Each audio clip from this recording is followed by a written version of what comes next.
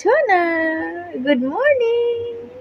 হাঁচি দাও, হাঁচি দাও, হাঁচি দাও, হাঁচি দাও, হাঁচি দাও, হাঁচি দাও, হাঁচি দাও। সোনা, কে ডাকছে গো? ঠাম্মা, ঠাম্মা ডাকছে। নমস্কার বন্ধুরা, শুভ সকাল। কেমন আছো তোমরা সকলেই? আশা করছি খুব খুব খুব ভালো আছো, আর আমিও ভালো আছি। আমার এখন ছোট বাচ্চাটা ভালো থাকলেই আমি ভালো থাকবো। ওকে নিয়ে তো আমাকে মানে কম ভুগতে হয়নি। সেই হসপিটালে 10 দিন ভর্তি থাকা দিয়ে শুরু হয়েছিল, তারপরে তো ওষুধ টষুধ গ্যাস টানা সব কিছু চলছিলই। যাই হোক, এখন একটু স্বস্তির নিঃশ্বাস ফেলেছি। তোমরা একটু ভালোবাসা দাও আর আশীর্বাদ করো সকলেই, যাতে আমার ছোট্ট সোনাটা সব সময় সুস্থ থাকে, ভালো থাকে। ওকে নিয়ে যেন আমাকে আর কোনো রকমের চিন্তাই না করতে হয়। তো এখন মা হওয়ার পর থেকে আমার সকালে উঠে প্রথম কাজ হচ্ছে আমার ছোট্ট সোনাটার কাঁথা কম্বল সব কিছু কাচতে বসা। আমি সকালবেলাতেই কিছুটা কেচে নিই, যেগুলো রাত্রের নোংরা থাকে সেগুলো সকালবেলাতেই কেচে নিই, যাতে দুপুরবেলাতে একটু কম কাচতে হয়, কাজটা যাতে দুপুরবেলা একটু কমে যায় সেই জন্য। আর আমি মোটরে করে জল তুলে নিচ্ছি, কল টিপতেও কম হবে, খাটনিটা একটু কমে যাচ্ছে।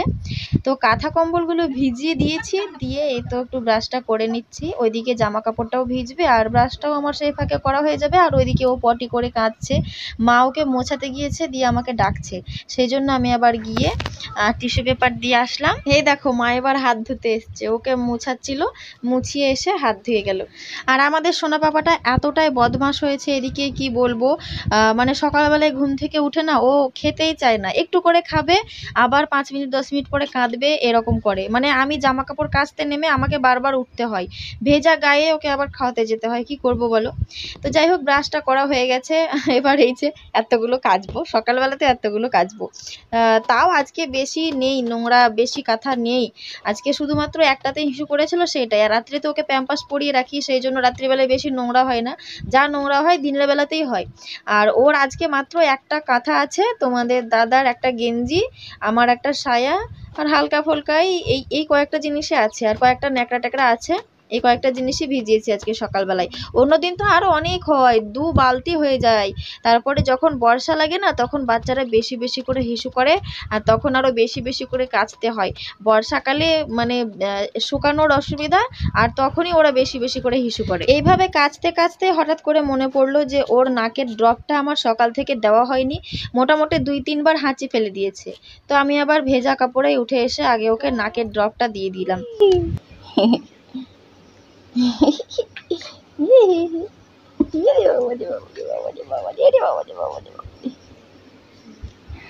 ওইদিকে শুয়ে শুয়ে ঘরের মধ্যে একা একাই খেলছিল, ওকে একাই ঘরের মধ্যে শুয়ে রেখে বাইরে আমি কাজকাম করে বেড়াচ্ছিলাম। আর মায়েরও মানে সকালে বাসি কাপড় কাচা হয়নি, বাসি কাপড় কেচে পুজো টুজো করে তারপরে ওকে নিয়ে খেলবে। তখন আমি রান্না টান্না বসাবো। আর এবার যদি ও এখন ভ্যা ভ্যা করে কাঁদতে শুরু করে, তাহলে তো কাজকাম সব কিছু ফেলে রেখে আগে ওকে গিয়ে দৌড়ে কোলে নিতে হবে। তো যতক্ষণ চুপচাপ আছে, চুপচাপ যতক্ষণ ও খেলছে, ততক্ষণ তো ঝটপট করে কাজ করে নিই, তারপরে তখন কাঁদলে দৌড়ে গিয়ে নেওয়া হবে। তো ও ওইদিকে শুয়ে শুয়ে খেলছে, আর এই ফাঁকে আমি ঝটপট কাজগুলো সেরে ফেলছি। জামা কাপড়গুলো সবগুলো কাঁচা হয়ে গেছে, এইগুলো এবার আমি একে একে সব তারে মেলে দিচ্ছি। এটা হচ্ছে আমাদের উঠোন, মানে ঘরের বাইরেটা এটা আমাদের। কবে যে ছাদ হবে আর কবে যে আমি নতুন ছাদে উঠে জামা কাপড় মেলবো, সেটা ভগবানই জানে। যাই হোক, মনকে সান্ত্বনা দেওয়ার জন্য এখন বলি, শুরুতেই তো আর সব কিছু সবার থাকে না, হয়তো এখন নেই, কিন্তু ভবিষ্যতে হয়তো ভগবান এতটাই দেবেন যে নিজেরও কিছু থাকবে, আর 10টা অসহায় মানুষকেও সাহায্য করতে পারবো। এটাই আমার স্বপ্ন, যে আমি আমার নিজের ফ্যামিলির নিজের সমস্ত অভাব মিটিয়ে যাতে আমি আর 10-5টা লোকের অভাব মেটাতে পারি, এরকম ভগবান আমাকে যত মানে অর্থ দেয়।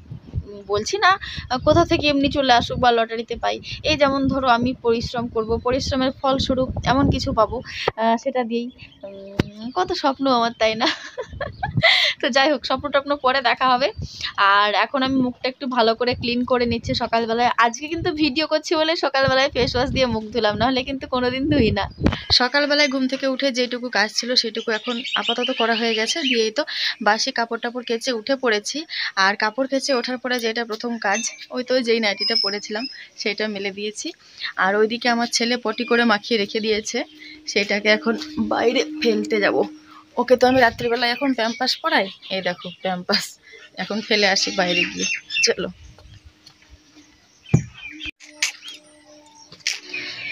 পেটের মধ্যে যেন ছুঁচোই ডন মারছে খিদেতে, পেট জ্বলছে একেবারে, এবার কিছু খেতে হবে। আর মাথাটাতে আঁচড়ে নিয়ে সিঁদুর পরবো, দিয়ে খাবো।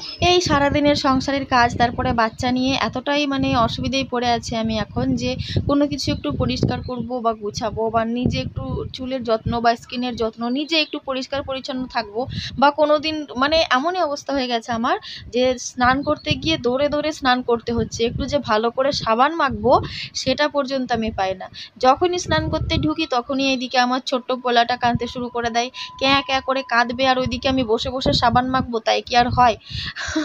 মানে পুরো গায়ে হাত পায়ে ময়লা পড়ে গেছে, আর চুলগুলোও মানে কেমনই হয়ে যাচ্ছিল দিন দিন। আমি আবার চুলটাকে ছোট করে কেটেছি, তোমরা আগের ভিডিও যারা দেখেছো তারা বুঝতে পারবে।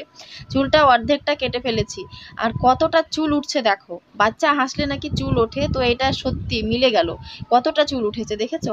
আমি এইখানে একটা চুল রাখার ব্যাংক করেছি, লোকে পয়সা জমায় আর আমি চুল জমাচ্ছি। এটা হচ্ছে আমার চুল জমানোর ব্যাংক। পুরো ফ্রেশ হয়ে সিঁদুর পরে ঠাকুর প্রণামও সেরে নিয়েছি।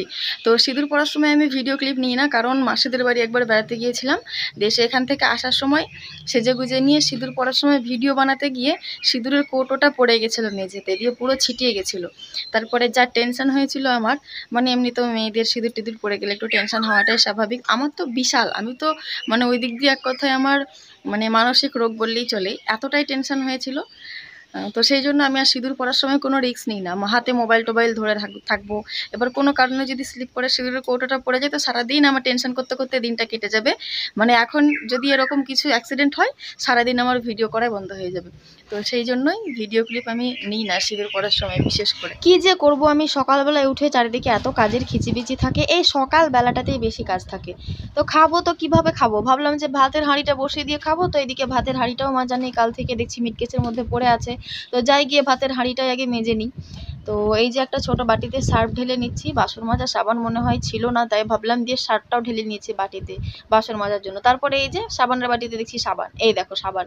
তো আমি এমনি কি বকা খাই, কোনো দিকে না তাকিয়ে দেখলামও না সাবান আছে কিনা, আগেই সার্ফ ঢেলে নিয়েছি। কি আর করবো, সার্ফটাকে এখন সাবানের মধ্যে রেখে দিই, সব শুদ্ধ বাসন মাজা হয়ে যাবে। সংসারের সমস্ত কাজকর্ম সামলিয়ে, বাচ্চা সামলিয়ে, যে মহিলারা একটু বাইরের কোনো কাজ মানে ইনকাম করার জন্য কোনো কাজ করতে চাই, তাদের কিন্তু বিশাল অসুবিধা হয়। সংসার সামলিয়ে যারা চাকরি করে, যারা কোনো জায়গায় কাজ করে, তাদের কিন্তু বিশাল অসুবিধা হয়।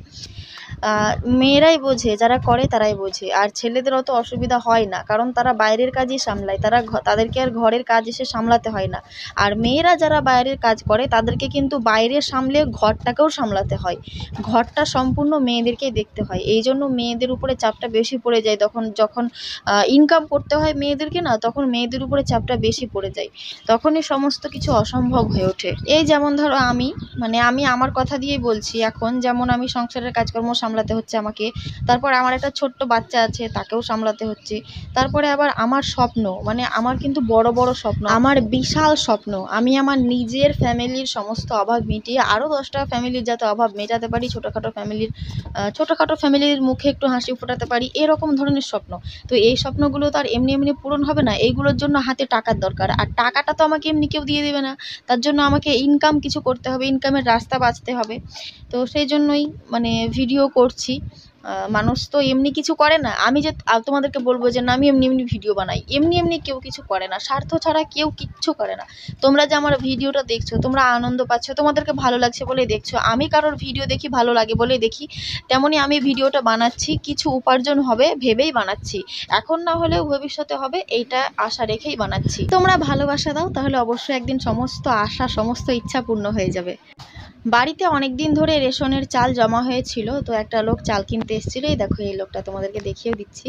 তো এই লোকটার কাছে আজকে রেশনের সমস্ত চালগুলো বিক্রি করা হলো। সেই তখন থেকে খাবো খাবো করতে করতে খাওয়া আর হলো না, এই যে কাঁদতে কাঁদতে বাড়ি চলে এসেছে, ওকে খিদে লেগে গিয়েছিলো, খাইয়ে ঘুম পাড়িয়ে দিয়েছি, দিয়ে পাশে বালিশ দিয়ে দিয়েছি যাতে উঠে না পড়ে তাড়াতাড়ি, সেই জন্য। তারপরে আবার ভাতটা তো বসাতে হবে, অনেকটাই বেলা হয়ে গেছে, 9টা 10 বেজে গেছে, তোমাদের দাদা আবার ঘুম থেকে উঠেই দোকানে যাওয়ার জন্য তাড়াহুড়ো শুরু করবে।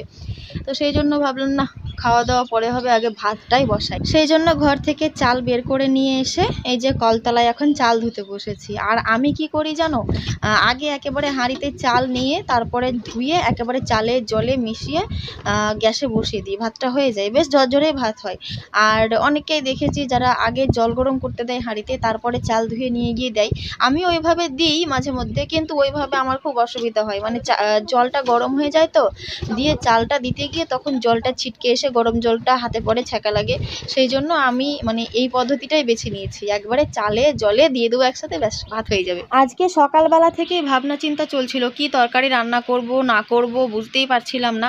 বাড়িতে আলু পটল ছিল, তো ভাবলাম যে আলু পটলের তরকারি আগে একটা কেটে নিই, তারপরে তখন কি করব না করব পরে দেখা যাচ্ছে। তো এই যে আলু আর পটল নিয়ে কাটতে বসে গেছি। তোমাদের দাদা যদি বেরিয়ে যায়, ওকে তখন একটা ডিম ফিম ভেজে এই তরকারিটা দিয়ে ভাত খেতে দিয়ে দিতে পারবো, সেই জন্য তাড়াতাড়ি করে তরকারিটা কাটতে বসেছি। এখন রান্না চলছে। আর এই যে ছোট্ট সোনা পাপাটা খাওয়ার জন্য কাঁদছিল, ওকে খাওয়ালাম। ওর তো খাওয়া দাওয়া হলো, ওর পেটটা শান্তি থাকলে জগৎ শান্তি এখন। তো রান্নার সময় একটু তাড়াহুড়ো হয়, এদিক ওদিক দৌড়াদৌড়ি ছোটাছুটি, ওকে নিয়ে আবার এই খাওয়া খাওয়ি, এই ঝামেলা টামেলা নিয়ে সব কিছু নিয়ে একা একাই ক্যামেরা করা, সেই জন্য এই সময়টা একটু ক্যামেরাটা বন্ধ রাখবো। তো চলো এখনকার ব্লগটা এখন শেষ করে দিচ্ছি, দেখা হচ্ছে নেক্সট ব্লগে।